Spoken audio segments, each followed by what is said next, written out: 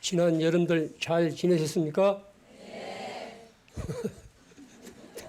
대답은 그렇다지만은 아주 힘든 여름이었습니다.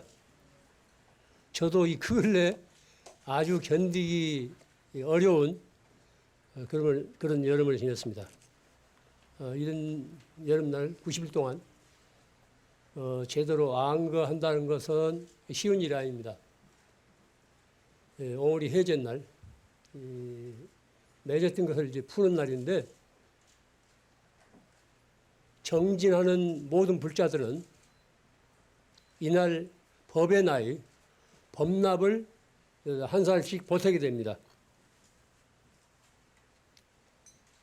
과연 자기 자신이 법납을 한 살 더 보탤 만큼 착실히 정진했는지 아닌지는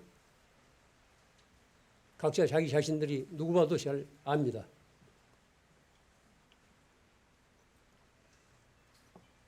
옛날 절에서는 해전날 이 계를 설해서 그날 모두 스님이 되는 경우가 많습니다. 저도 해전날 통영 미래사라는 조그만 절에서 계를 받고 부처님 출가 제자가 됐습니다. 이날이 닥치면은 제가 그동안 중노릇을 제대로 했는지 아닌지 스스로 묻게 돼요. 겉만 번지를 할 게 아니라 과연 내가 속으로, 안팎으로 중노릇을 제대로 했는지 아닌지, 출가 수행자로서 제 구실을 했는지 아닌지 스스로 되돌아보게 됩니다.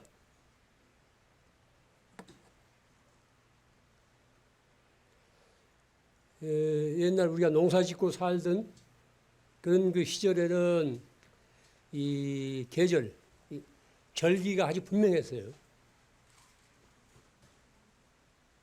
되게 이제 산중에 사는 사람들은 이 바람 소리에 민감합니다. 계절의 변화는 바람 속에 스며 있어요. 바람결 속에 스며 있습니다. 처선날 오전 바람결과 오후 바람결이 그렇게 달라요. 그런데 한두 해가 아니고 늘 한결같이 그랬습니다. 처선날 오전 바람결에는 약간 끈끈한 습기가 묻어 있어요. 그런데 오후 바람은 약간 마른 바람이에요. 이 마른 바람 소리를 듣게 되면은 길을 떠나고 싶은 그런 충동들이 일어납니다. 그런데 요즘은 그런 그 절기가 사라졌어요. 우리나라의 기후도 온대에서 아열대 기후로 변하고 있다고 합니다. 날로 심각해가는 지구온난화 현상은 무엇을 말합니까? 지구온난화는 우리가 몸담아 살고 있는 이 지구가 중병이 들어서 신음하면서 내뿜는 신열 같은 겁니다. 지구도 하나의 커다란 생명체이기 때문에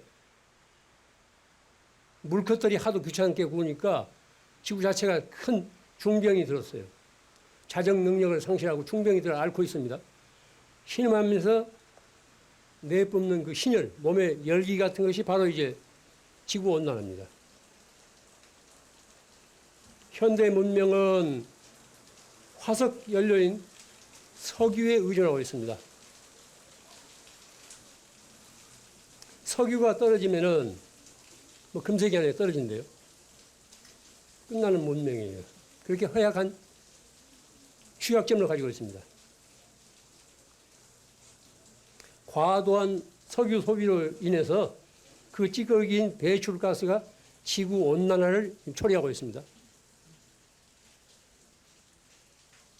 그전 같으면은 이 장마가 끝나면 별 비가 안 와야 되는데 오히려 장마 기간 봐도 장마가 끝난 후로 예측할 수 없는 비들이 많이 오지 않습니까? 또 8월 초순 기온이 절정을 이루어요. 그런데 오히려 8월 말 기온이 8월 초순 기온보다 훨씬 높습니다. 뭐 이런 것이 기후온난화 현상이라고 그러지 않습니까? 과도한 석유 소비로 인해서 그 찌꺼기인 배출가스가 바로 이제 지구온난화를 가져온 겁니다.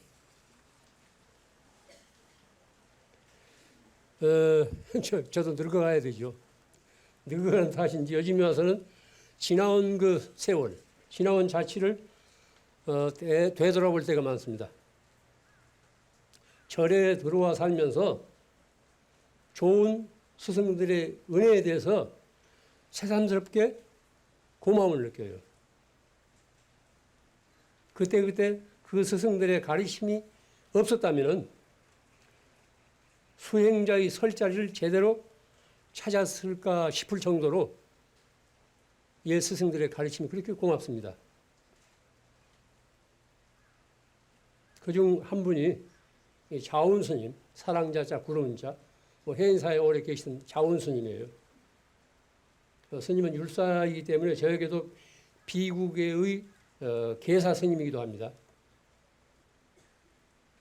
언젠가 한 번은 제가 보낸 문안 편지에 아주 짤막한 답장을 보내주셨습니다. 단 한자로 8글자로 되어 있어요. 소욕주족, 소병소내. 단 8글자예요. 소욕주족, 소병소내. 적은 것으로서 넉넉한 줄 알고 적게 걱정하라. 적은 것으로서 넉넉한 줄 알고 적게 앓고 적게 걱정하라. 소욕주족. 조그마한 것으로서 만족할 줄 알고 늘 건강하라는 뜻이에요. 이 8글자 짤막한 편지 글이 지금도 생생하게 떠오릅니다. 두꺼운 만년필로 또박또박 박아서서 보내준 그 편지 사연이에요. 진정한 가르침에는 많은 말이 필요치 않습니다. 이때의 짤막한 편지가 수시로 저 자신을 깨우쳐 줍니다. 요즘 편지를 쓰는 일들이 귀하죠. 모두 전화로 즉석에서 해결하니까. 그렇기 때문에 그리움이 고이지 않는다고. 친구가 됐건 스승이 됐건 혹은 연인이 됐건 그리움이 고일 때 편지를 쓰게 되지 않아요. 지금 그런 겨를이 없이 뭐 생각나면 즉각 뭐 전화 걸어서 만나고 뭐 헤어지고 그러잖아요. 이렇게 우리가 이제 아주 얄팍한 길들일 줄 모르고 뜸들일 줄 모르고 그립고 아쉬움을 모르는 아주 황량한 세태 속에서 우리가 살아갑니다. 미래는 현재의 연속입니다. 내일은 오늘의 연장이에요. 지금 우리가 어떤 식으로 사느냐에 따라서 우리 미래는 결정됩니다. 우리들 삶의 태도에 의해서 지금보다 더욱 나빠질 수도 있고 좋아질 수도 있습니다. 이런 때일수록 우리는 생태 윤리가 절실히 요구됩니다. 우리들 한 사람 한 사람이 이 어머니인 지구의 건강을 위해서 자식된 도리를 깨닫고 실천하는 일입니다. 윤리는 말보다 실천에 그 의미가 있습니다. 순간순간의 사소한 결정에 달려 있습니다. 저는 올 여름에 물보살을 많이 제가 이제 들먹었습니다. 더우니까 이제 땀이 나지 않습니까? 무슨 또 흉내인지 저는 뭐 잘 때도 그렇고 낮에도 그렇고 조금만 움직이면 땀이 많이 나요. 이 등에서. 그럴 때마다 물로 이제 끼얹고 때로는 물수건에 젖어서 적셔가지고 이제 땀을 닦아내는데 물이 아니면 그 지천으로 흐르는 개울물, 흐르는 물, 이 물이 아니면 어떻게 우리가 씻어냅니까? 그럴 때마다 물의 은혜를 생각하지 않을 수 없어요. 그 물보살을 감사합니다 하고 제가 늘 그렇게 염원해요. 물뿐이 아닙니다. 흙이나 공기나 바람이나 햇볕, 우리가 무심코 지나가서 그러지 다 고마운 존재예요. 이런 자연 현상들이 하나라도 없으면 우리는 제대로 살 수가 없습니다. 지수화풍, 뭐 근원적인 요소죠. 그런데 우리가 너무 흥청망청 살다 보니까 우리를 받쳐주고 있는 물과 바람과 흙과 햇볕이 다 오염된 거예요. 제깅을 못하는 겁니다.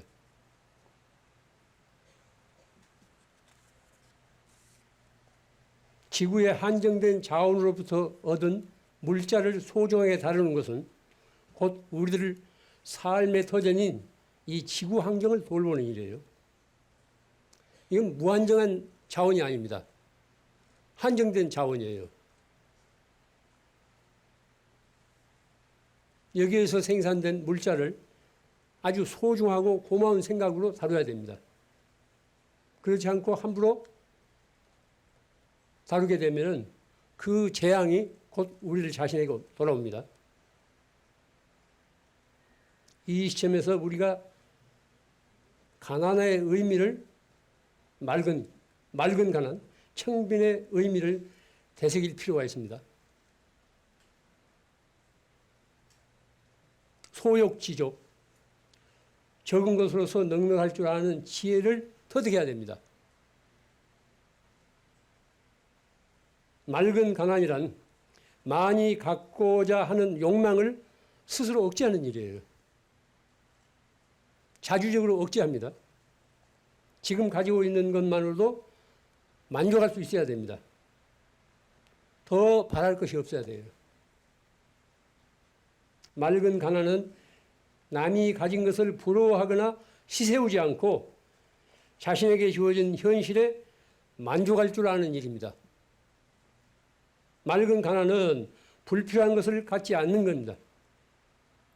불필요한 것으로부터 자유로워진 거예요. 갖고자 하는 욕망을 스스로 억제하기 때문에 더 필요할 것이 없습니다. 또 무엇을 갖고자 할 때 먼저 갖지 못한 사람들의 처지를 생각할 수 있어야 됩니다. 나만 다 차지하고 갖고 살 수 있는 세상이 아닙니다. 우리는 서로가 얽혀 있어요. 서로 의지해 있어요. 내 이웃이 갖지 못하고 있는데 나만 혼자 많이 가졌다는 것은 인간의 도리가 아닙니다. 아무리 자기 것이라 하더라도 그 근원을 추구해 본 이웃이 가져야 할 그런 것을 내가 도중에 뭐 돈으로 됐건 뭘로 됐건 욕구로 됐건 가로챈 거나 다름이 없습니다. 날마다 세계 도처에서 3만 5천여 명의 어린이들이 굶어 죽어가요. 이건 유엔 식량기구의 통계입니다. 요즘은 이 통계가 조금 5, 6년 전 것이기 때문에 요즘은 더 늘어났을 겁니다. 이 세상에서 날마다 3만 5천 명의 어린이들이 먹지 못해서 굶어 죽습니다. 한국 사람들은 앞으로 물질적으로 가난하게 살 거예요. 제가 확신해요. 음식을 너무 많이 버린다고. 사람이 먹고 살 수 있는 음식을 너무 많이 버려요. 제가 일본에 가서 느낀 건데 일본이 잘 사는 것은 뭐 여러 가지 요인이 있겠지만 음식을 전혀 버리지 않아요. 음식에 대한 고마움을 그렇게 절실히 느끼고 있다고. 그게 생활화되어 있어요.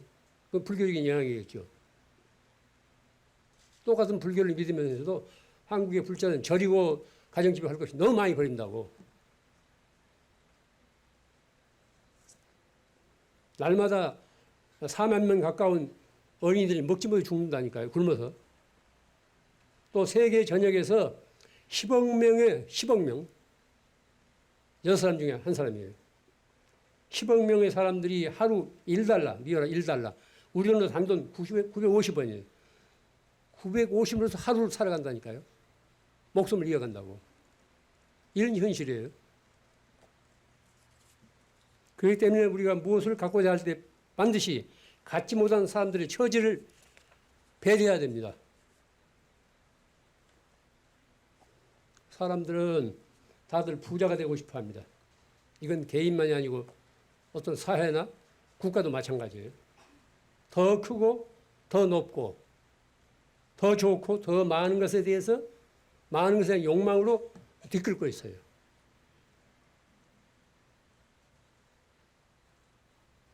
그럼 더 크고 더 높고 더 좋고 더 많은 것을 가질수록 우리는 행복한가?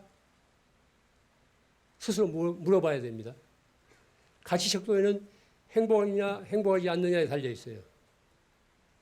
그 많은 것을 옛날보다도 지금 훨씬 많은 것을 가지고 있으면서도 옛날보다도 훨씬 행복하지 못합니다. 그건 가치의식의 문제예요. 가치의식의 문제입니다. 넘치는 것은 모자란만 못하다는 교훈을 명심해야 됩니다. 넘치는 것은 모자란만 못해요. 넘치게 되면 고마움을 모른다고. 넘치게 되면 이웃의 사정을 전혀 돌보지 않아요. 모자란 것만 못한 겁니다. 이것은 소극적인 생활 태도가 아니라 지혜로운 삶의 선택이에요. 이런 생활 태도를 갖지 않는 한, 이런 생태 윤리를 지니지 않는 한 세상은 더욱 나빠집니다. 살기가 더욱 어려워요. 아쉬움과 궁핍을 모르면 불행합니다. 아쉬움과 궁핍을 모르면 고마운 줄을 모르기 때문에 불행해져요. 돈이나 재물이 인간의 할 일을 대신하게 되면 그곳에 인간은 존재할 수 없습니다. 아쉬움과 궁핍을 통해서 귀하고 고마운 줄을 알게 됩니다. 한정된 지구 자원으로 경제 성장을 위해서 질주하는 것은 결과적으로 지구의 종말을 재촉하는 겁니다. 지구온난화의 원인을 누구나 다 알고 있습니다. 전문가가 아니어도 지구온난화의 이런 원인을 다 알고 있다고. 그러면서도 개선하려는 노력은 기울이지 않아요. 개인도 그렇고 국가도 그렇습니다. 경제가 발전될수록 지구 환경은 더욱 악화됩니다. 이걸 알아야 돼요. 왜냐하면 한정된 자원이기 때문에. 기상학자들의 말을 들으면 금세기 안에 지구 기온이 지금보다 섭씨 5도에서 8도까지 올라갈 거래요. 지금보다도 지구 기온이 5도에서 5도니 8도까지 올라갈 거라네요.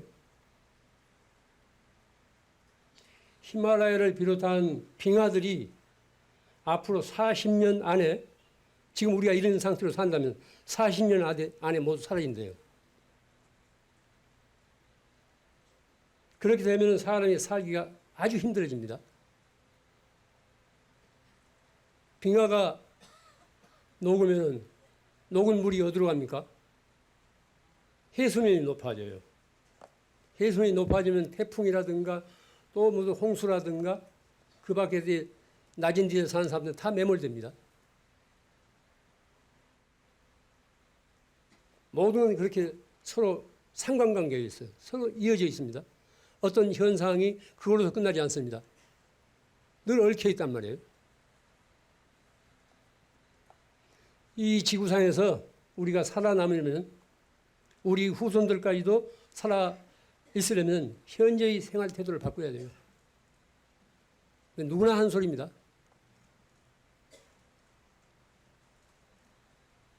누구나 하는 소리예요.